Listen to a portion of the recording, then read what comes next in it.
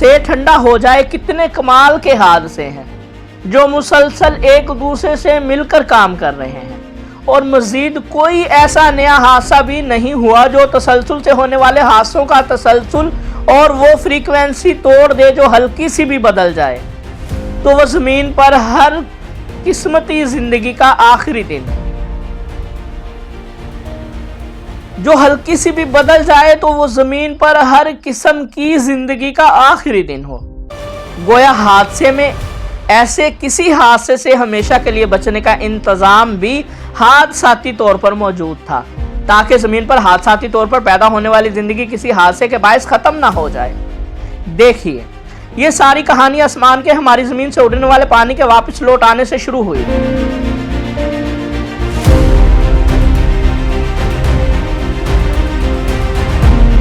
اور جس دین کی بات میں تم سے کرنے آیا ہوں اس کا بھیجنے والا قرآن میں کہہ رہا ہے کہ ہم نے جو آسمان بنایا اس کی یہ صفت رکھی کہ وہ واپس کرنے والا ہے۔ وہ جو آنکھیں بڑی کیے سن رہی تھی بولی واو، یہ قرآن میں کہاں لکھا ہے؟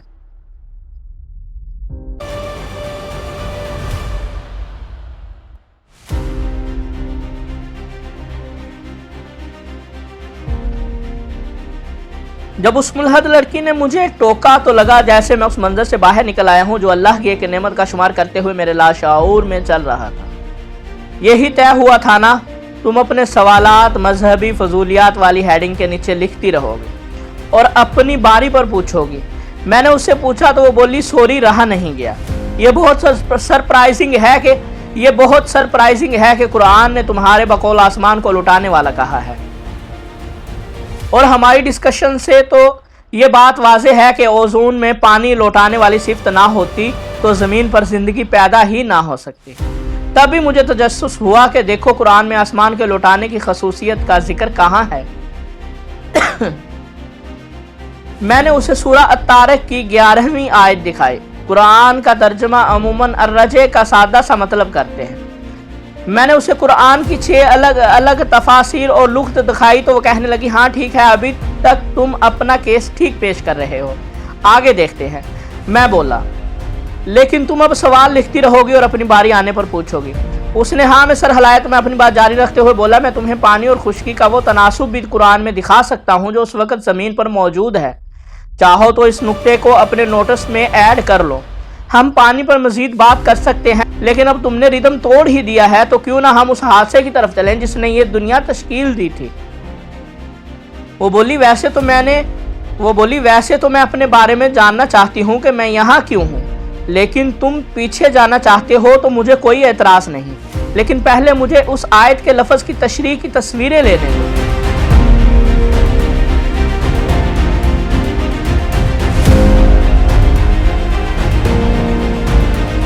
وہ تصویریں لینے لگی تو میں نے پوچھا یہ بتاؤ تمہارا فون کیا جدید ترین ہے؟ وہ بولی چند مہینے پرانا ہے لیکن جدید ترین کے قریب تر ہے۔ اس کا کیمرہ کتنا میگا پکسل ہے؟ میں نے پوچھا۔ وہ بولی شاید 12 میگا پکسلز کا ہے۔ میں بولا کیا تم جانتی ہو جو حادثہ تمہاری اور تم جیسے اربوں انسانوں کی تخلیق کا باعث بنا وہ اتنا شاندار تھا کہ اس نے تمہاری آنکھوں میں 576 میگا پکسلز کے 2 کیمرے نصب کر دیے ہیں۔ یہ کیمرے جو تصویریں کھینچ کر تمہارے دماغ کو بھیجتے ہیں وہ اتنے وقت میں ان تصویروں میں موجود 1,07,00,000 رنگ اور دیگر چیزیں شناخت کر سکتا ہے جو 1 سیکنڈ سے بھی اتنا کم ہے کہ ہم اسے ماپ نہیں سکتے۔ اس حادثے سے صرف یہی نہیں ہوا بلکہ اس حادثے نے تمہارے جسم میں 12 ایسے پیچیدہ ترین نظام تشکیل دیے جن کی تمام جزیات ہم ابھی تک نہیں جان پائے، اور حادثاتی طور پر یہ سب نظام مل کر کام کرتے ہیں تاکہ تمہاری زندگی برقرار رہے۔ لیکن ہم تمہاری بات بعد میں کریں گے، پہلے ابتدائی حادثے کی طرف چلتے ہیں۔ اس کی سوچتی آنکھیں بتا رہی تھی کہ اس کی خود سے جنگ جاری ہے۔ ہاں کیے بغیر وہ میری طرف دیکھتی رہی۔ میں نے بات جاری رکھتے ہوئے کہا کیا سائنس معلوم کر چکی کہ کائنات کی لمبائی چوڑائی کتنی ہے؟ وہ بولی یہ ممکن نہیں ہے۔ میں نے کہا میں جانتا ہوں کیونکہ سائنس اب کہتی ہے کہ کائنات مسلسل پھیل رہی ہے۔ قرآن نے 1400 سال پہلے یہی کہا تھا، نوٹ کر لو، میں ریفرنس دوں گا۔ بائبل سمیت ساری دنیا پچھلی صدی تک سورج کے ساکن ہونے کو یونیورسل ٹروتھ کہتی تھی۔ قرآن نے 1400 سال پہلے کہا تھا کہ سبھی ستارے سیارے اپنے لیے طے کردہ مداروں میں گھوم رہے ہیں۔ اب یہ بات सितारे सैयारे अपने लिए तय करदा मदारों में घूम रहे हैं। अब ये बात कॉमन सेंस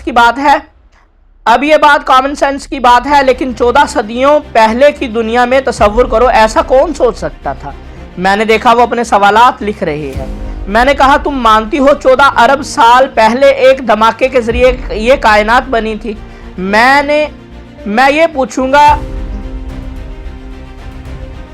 पूछूंगा ही नहीं कि जिसने 250 अरब से ज्यादा कहकशाएं तश्कील दी, वो धमाका हुआ किस चीज में था। धमाके पहले क्या थे? क्या ये अपनी नौइयत का पहला और आखिरी धमाका था या ऐसे हादसे कहीं और भी हुए? मैं पूछ भी लूं तो कैसे जवाब दोगी? साइंस तो अभी ये सब जानती ही नहीं। मैं तो इस हादसे की खूबसूरती की तरफ तुम्हें मुतवज्जा करना चाहता हूँ। देखो, खुद ब खुद होने वाले इस हादसे के नतीजे में खरबों सूरज बने, हर सूरज के साथ बहुत सी ज़मीनें बनी, फिर हादसे ही की बुनियाद पर हमारी भी एक ज़मीन बनी और हादसाती तौर पर ही सूरज के गिर्द और अपने महवर के गिर्द घूमने लगी, और घूमी भी 23.5 डिग्री झुकाव पर, जो अगर आधा डिग्री भी कम या ज़्यादा होता तो ज़मीन पर ज़िंदगी ना होती। लेकिन मान लिया हो गया इत्तेफाक। फिर एक और इत्तिफाक ये भी हुआ कि ये ज़मीन अपने महवर के गिर्द 460 मीटर पर सेकंड की रफ्तार से और सूरज के गिर्द 1,10,000 किलोमीटर फी घंटा की रफ्तार से घूमने लगी। अगर इन दोनों स्पीड्स में चंद किलोमीटर की फी घंटा का भी फर्क आता तो उस ज़मीन पर ना कोई दरख्त उगता, ना कशिश शकल मौजूद तनासुब में होती। इंसानी और नबाताती ज़िंदगी को मुमकिन बनाने के लिए ज़मीन के घूमने की रफ्तार बिल्कुल यही होनी चाहिए थी, जो है वो बिल्कुल खामोश थी। मैंने बात जारी रखते हुए कहा, क्या तुम जानती हो अगर ज़मीन के झुकाव का जाविया आधा डिग्री भी कम या ज़्यादा होता तो ज़मीन पर मौसम ना बदलता, यानी ज़िंदगी ना होती। क्या तुम अंदाज़ा कर सकती हो कि ज़िंदगी, जिसे तुम एक नेमत मान चुकी हो, की तश्कील और हिफाजत के लिए बकौल तुम्हारे इस खुदकार हादसे ने कितने पापड़ बेले हैं। मैंने उसकी आंखों में नमी देखी तो कहा, यह पानी जो तुम्हारी आंखों से छलकने को है, क्या इन आंसुओं के निज़ाम को इस हादसे ने ज़िंदगी की किस मदद के लिए तुम्हारे जिस्म में तश्कील दिया। लेकिन पहले अपने फ़ोन में कैलकुलेटर निकालो ताकि मैं तुम्हें दिखा सकूं कि कुरान ने ज़मीन पर पानी और खुश्की का वो तनासुब कितना एग्जैक्ट बताया है जो साइंस ने आज मालूम किया। उसने एक लफ्ज़ बोले बगैर फ़ोन में कैलकुलेटर की ऐप खोली और मेरी तरफ देखने लगी। मैं उसके चेहरे के तासुरात से जान सकता था कि वो अल्लाह पर ईमान ले आई है, लेकिन मुझे कोई जल्दी नहीं थी। मेरा मकसद मुसलमानों की तादाद में एक और मुसलमान का इजाफा कभी रहा ही नहीं। मैं तो ये जानता हूँ कि नबुव्वत मेरे मोहम्मद सल्लल्लाहु अलैहि वसल्लम पर ख़त्म हो चुकी है।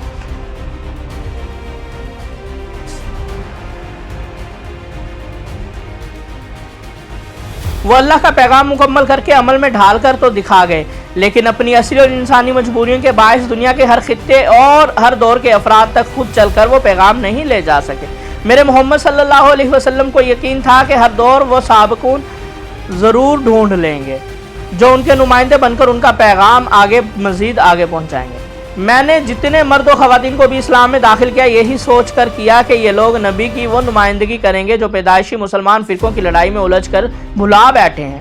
उसके लिए ज़रूरी है कि इस्लाम में नए दाखिल होने वाले हक़ुल यकीन, जोश व जज्बे और शुक्र का मुरक्कब बनकर इस्लाम में दाखिल हों। यानी उसे कलमा पढ़ाने से पहले मुझे मज़ीद दलाइल के अंबार लगाने होंगे। ईमान कन्विकेशन के साथ ना हो तो अबू बकर, उमर, उस्मान, अली और आयशा और फातिमा जैसे मुसलमान पैदा ना हों।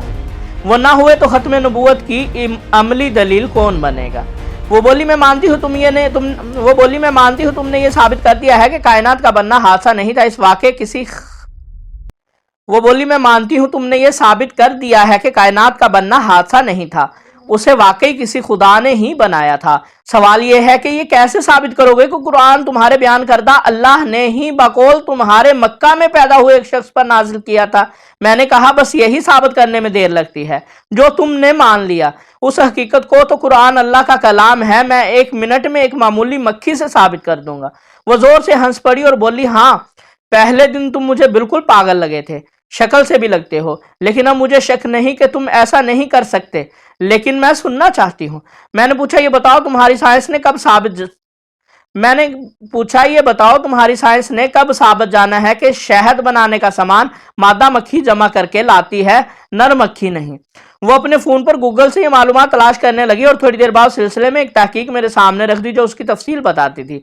मैंने फ़ोन उससे लिए बगैर कहा, मुझे इसमें दिलचस्पी नहीं, तुम बस ये बताओ कि जो साइंटिफिक रिसर्च ने अब जाना है, कुरान वो 1400 साल पहले कैसे कह दिया। کہ اللہ نے شہد کی مادہ مکھی کو شہد بنانے کا طریقہ وہی کیا۔ اب میرے سوال کا جواب دو 14 صدیوں پہلے یہ حقیقت کون جان سکتا تھا کہ شہد نر نہیں مادہ مکھی بناتی ہے؟ وہ پی ایچ ڈی اسٹوڈنٹ تھی، دلیل ہی ریسرچ اسٹوڈنٹ کا اوڑھنا بچھونا ہوتا ہے۔ بغیر ہچکچائے وہ بولی گاڈ، پھر بولی دکھاؤ مادہ مکھی کہاں لکھا ہے قرآن میں۔ میں نے اسے فاسلوکی کا لفظ دکھایا، وہ اس لفظ کی گوگل سے تشریح دیکھتی رہی، پھر بولی ہاں یہی مطلب ہے۔ مغرب کا وقت تھا، میں نے کہا چلو مسجد چلتے ہیں۔